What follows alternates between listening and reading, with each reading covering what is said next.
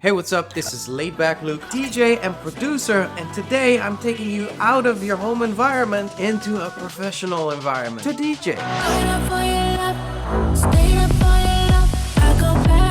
In this vlog, I'll discuss the pros and cons of playing outside of your bedroom, and I'll give you 8 things you need to keep in mind before you make that transition. If you're a DJ playing at home, the thought of playing in a club is really exciting, but it's important to recognize that it might not be as easy as it may seem. Number 1, you'll play at weird times. At home, you have a certain hour, say you come home from work and you do a DJ set, or whenever the kids are asleep or whenever the rest of the family is asleep, you just hop on and play a DJ set. Usually in a club, this can be in the late hours, 12 to 2. If you're opening, it could be from 11 to midnight or even from 10 till 11. Can be longer sets, obviously. Not so long at a festival, and at a festival you could easily be there at maybe 10 a.m. opening up the spot. You could be in a different country and you could have a jet lag. A lot of times when I DJ, I get up in the middle of the night, get ready for my show and go out and DJ. So if you're prepping for your first show, this might be something to keep in mind. Just to wake up in the middle of the night, say at 1 a.m. or midnight,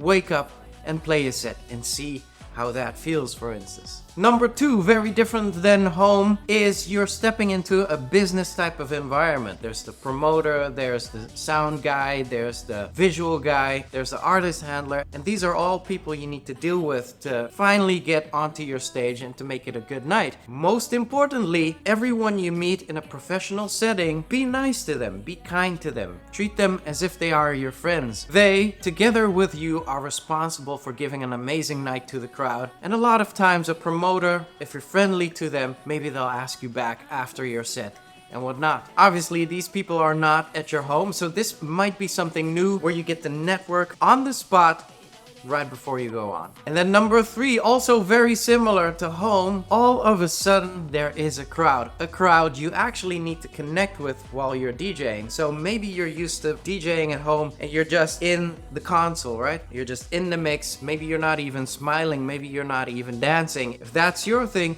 more power to you, of course. But usually when you're on a stage, when you get up on a stage, all eyes on you, it is really helpful for the vibe and maybe for your nerves as well to connect with the crowd. Watch the crowd, see what the crowd wants, keep them engaged. And because you don't have a crowd at home, you can just pick whatever tracks you want to play at that time. In front of a crowd, that's a whole different story. Number 4, be adaptable, because circumstances will always differ. Whereas in your home studio or in your bedroom, the setup is always the same, the sound is always the same, circumstances are always the same. If you're a touring DJ, every single club, every single festival, every situation is different. The sound is different, the temperature is different, the DJ booth is different, the height of the DJ booth is different, the drinks can be different, the crowd is different. And so with all of this, you might want to train or just have the awareness that you want to be adaptable. One of my favorite advices to give is, for instance, to switch up your setup. Say if your console is in that part of the room, switch it up,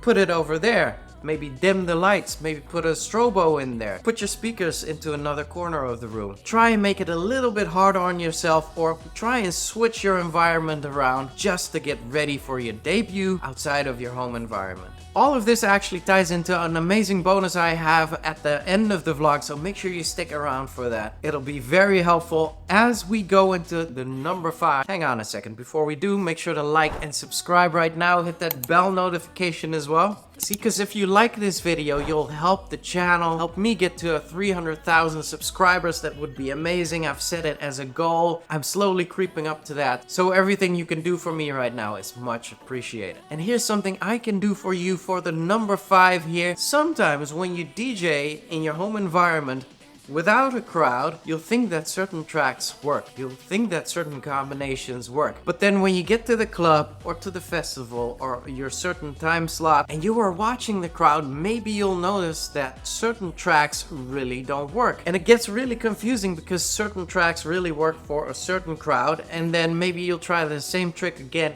for a different crowd in a different club or at a different party, and all of a sudden it doesn't work. It really varies. And so I don't want you to be thrown off by that. Number 6, Be prepared to be rocked in the booth, and not necessarily because you're playing awesome music, but actually people bumping into you. Maybe people wanting to take selfies with you. Say the promoter is there, he's tapping you on the shoulder to give you like, oh, you have 10 minutes left. There's crowd signaling you to play a certain track. There's a different crowd that wants your attention and is waving to you, wanting some interaction. There's a lot going on in the DJ booth that's outside of your home, and I want you to be aware of that. And then to just pick it back up and go into your set and pick the next track and keep on mixing. I know a couple of you have made this transition already. What's the biggest thing you've encountered when you made that transition? Please leave it down in the comments. This will be awesome for me to read up on as well. As we continue, number 7, you'll want to keep on mixing as well, even though the sound outside of your home studio or your bedroom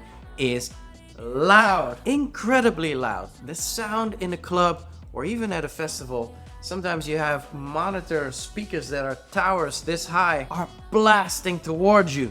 You actually feel the bass vibrating through your body. Hear all those super harsh frequencies of all the hi-hats continuously in your ears. And it's a whole different experience than from what you've probably been used to. Sometimes it gets that bad, the equipment jumps around on the DJ booth. The mixer and the decks will be drifting apart, and then while you are mixing, you're trying to scramble and to keep the mixer and the player together, and it's like it gets really crazy. So add all of those things up, and this is exactly why I'm making this vlog, for you to realize those things. And then for the final one, number 8, but stick around for the bonus, right? Number 8, be prepared for anything. So I don't want to fill you with anxiety for going out and playing outside, but anything can happen when you're playing live. Technical difficulties, for instance, with the equipment. How do you prep for that? Or maybe mid-set, the USB link from the wire that links the players together detaches, and all of a sudden you have no sound coming out of your deck. And then what? This doesn't happen at home, right? And now you're in front of a crowd and all of a sudden this happens. Changes in the schedule. You were scheduled to DJ from 10 till 11. Now it's after the main act. Maybe it's like a 1 until 2 a.m. set.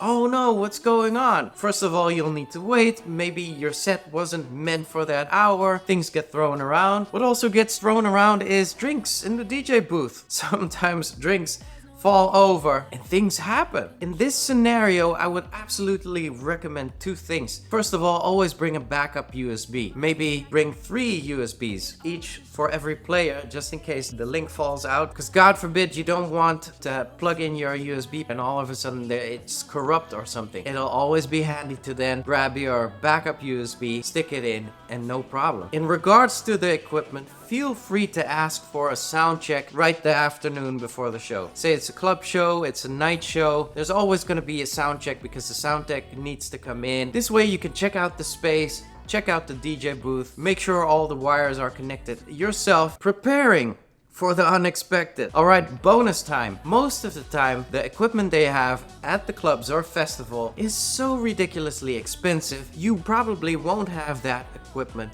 at home. And so how do you properly prep? Even if you have a DJ controller that's the same brand, when you go up to like the flagship setup, this will be a whole different feeling and setup. My recommendation is to actually hire the equipment, maybe just 2 players and a mixer. Hire the equipment for a week to put it into your home setup and go and practice with it. Learn how to properly connect everything, learn how you want your settings. This way you won't be anxious nor overwhelmed when you hit that professional stage and need to cope with all of the prior things I mentioned and be on a setup you don't even know. Tying nicely into this prep is the video I made about my 10 biggest DJ mistakes ever. If you've missed that, make sure to check it out right here. And what's also important is the mental health side of DJing, and I made one in response to David Guetta and Candyland mentioning the mental pitfalls in DJing. Make sure to check it out as well. So if you enjoyed that, if you appreciate that, make sure to give me a like right now, hit that subscribe button, notification bell as well, as I round it off right here. By keeping those 8 things in mind, you'll be able to make that transition from a bedroom DJ to a professional DJ with confidence. I was Laidback Luke. Thank you for tuning in. I appreciate it. Make sure to tune back in for the next one. Until then, L's up.